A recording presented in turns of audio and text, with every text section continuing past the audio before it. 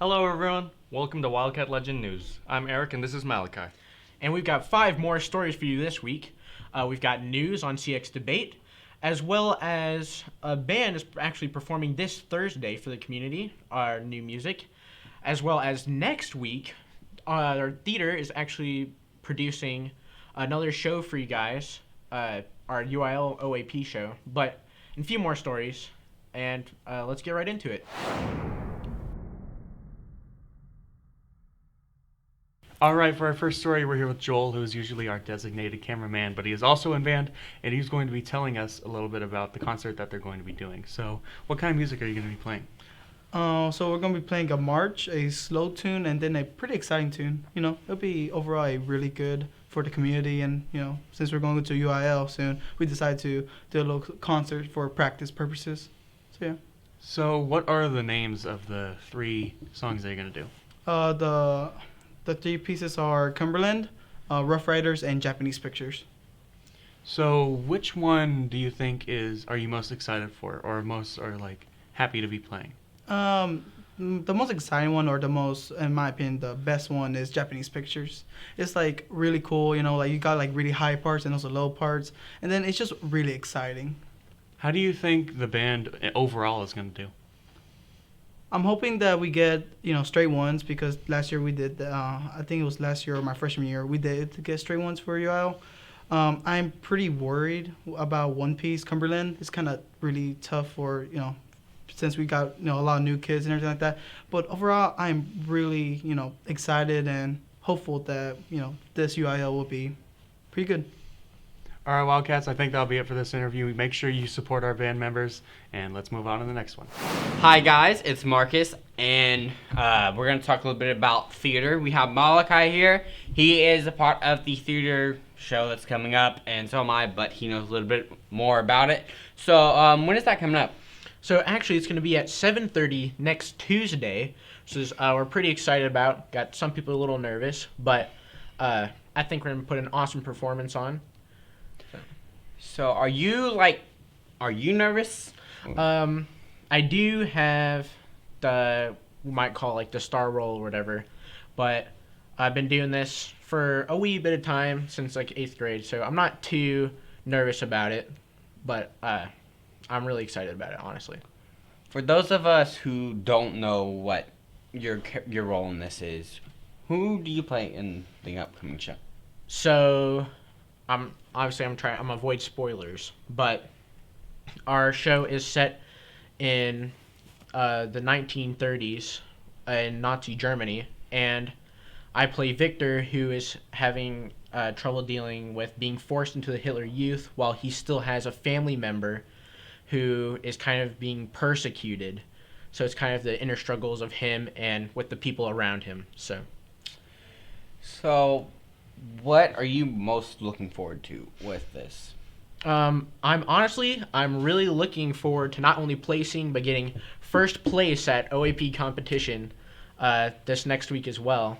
You seem really confident in that. Yeah, I think we're doing an amazing job. I'm putting forth my best effort, and I know everyone else is. So, I think we're gonna do amazing. Well, looks like that's all the time we have for this interview today. Thank you, Malachi, for coming in here and talking to us a little bit about theater. On to the next story. Alrighty, and for our next story, I'm sitting here with Alexis, and last Wednesday, her and Zion went to Grand Saline to compete in CX Debate. How did that go? It went pretty well, actually. We came 5th place and got 2nd in district, which means we're an alternate to state. That's awesome. So what's the CX Debate process like? It's very long, and it's not for everybody because it does require a whole bunch of work and research. You have to create a case, an affirmative and a negative, for the topic of the year. It could practically be almost anything. Like, I think this year had something to do with water resources. And so ours was agricultural runoff. Yeah. And you just stand in front of a judge with your partner, and then you have the other team, and you pretty much just combat as to why your plan is better and why the judge should vote for yours. That's awesome. And I can definitely attest to all the work and all the process that goes into debate. because I actually they needed an extra person for one of the meets, and so they looked at me and they're like, hey, we want you to come in on this. And I was like, okay, yeah, sure. I don't have to do anything, right? Because I haven't prepared anything. And they're like, oh, no, you're fine. You just come and you Yeah. just sit in that chair. I was like, okay. And then I had Miss Maddie look at me and she was like, listen, you should get up at least one time and speak on something. And I was like, I don't have anything. All these people are going up there with information and facts. I don't know what I'm doing. Yeah. And so I went up there, and all that I could do was tug at heartstrings and not have any facts. And so I gave a sob story for my affirmative case, and it went over all right. Like, the people that I was, like, talking to, they're like, oh, yeah, he drives a good point. But then the actual scoring system, they're like, you had zero information. You're not getting scored on this. You did terribly. I myself got that a lot just because I'm more of I tug at heartstrings Yeah. person than, the factual. But it is a very logistical and factual debate. Yeah, and it's an all-day process. Yes, you could start at the debate rounds themselves last to an hour and a half. You each get a specific amount of time to talk, and they are with their times. They are making sure that time does not go over. Exactly. It's a very long process. It wears you out, but it's a really good way to be able to get out there and work on your debating skills and your speech skills. Because I've been in it for 4 years. And That's great. So what does it mean to be an alternate for state? an alternate for state means that when state comes around, when the meet does come around, if one of the teams that goes cannot make it, or they're not eligible, or something happens, Fingers crossed.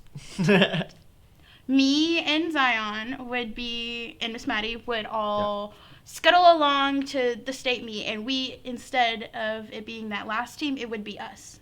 So that's we may great. have a chance to go to state if something does happen. If not, then that's okay as well. But it would be a fantastic opportunity for Reigns to go out to state, because I know that we would do fantastic. Definitely with Zion being a freshman, she is very good at it. She has a wonderful flow when it comes to talking facts and reading off the paper. I'm very, very, very proud of her for this last meet. It was her first one ever, and she did amazing. So Zion, if you're watching, congrats, and thank you for helping us get second in district.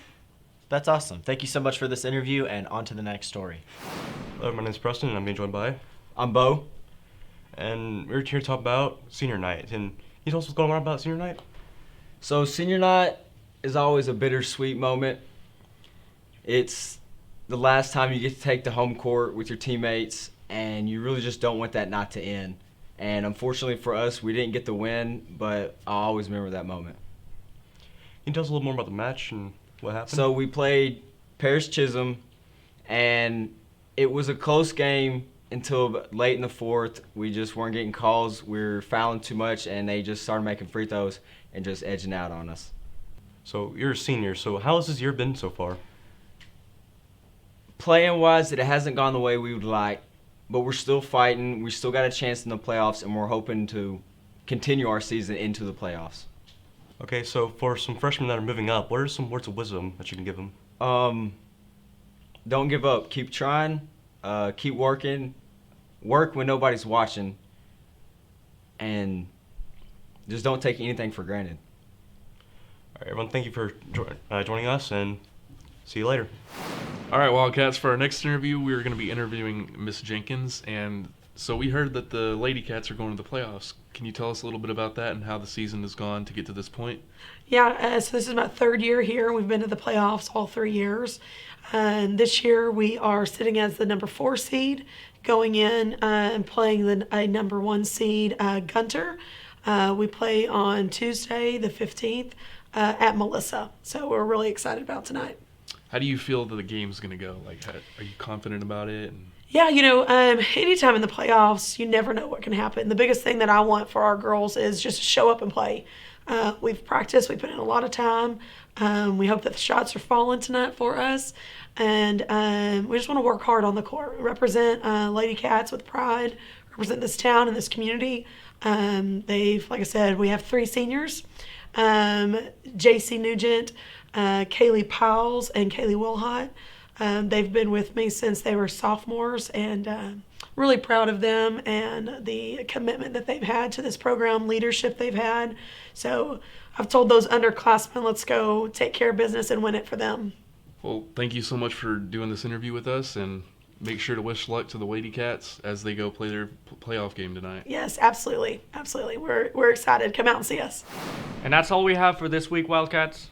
Thank you for watching. Make sure to click like and subscribe. We'll see you next week.